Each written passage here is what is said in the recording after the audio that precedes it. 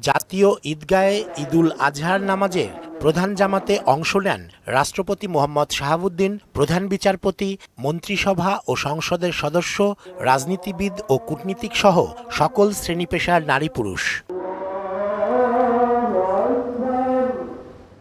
নামাজ শেষে সারা বিশ্ব ও বাংলাদেশের শান্তি কামনায় বিশেষ মোনাজাত করা হয়। অনেক মানুষের সঙ্গে নামাজ পড়তে পেরে খুশি শিশু কিশোররা। ঢাকায় আমার প্রথম ঈদ হয়েছে। অনেক লোক একসাথে নামাজ পড়েছি।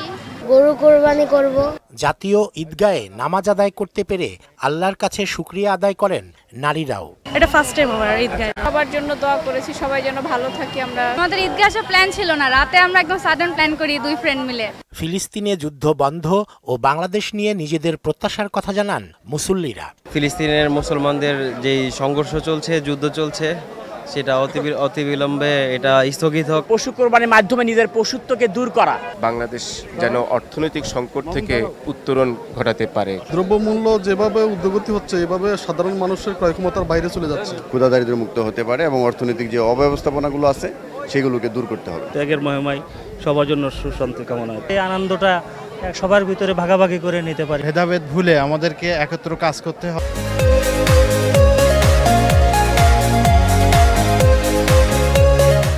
প্রধান জামাত ছাড়া ঢাকাতে ১৮৪টি ঈদগাহ ও ১৫০০-এরও বেশি মসজিদে ঈদের জামাত অনুষ্ঠিত হয়।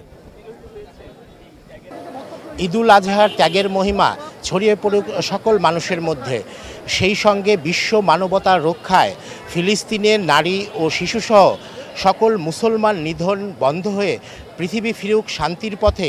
পবিত্র এই দিনে এমনটাই প্রত্যাশা ধর্মপ্রাণ সকল মুসলমানের। জাতীয় ঈদগাহ ময়দান থেকে রেজা খান, মোহনা সংবাদ।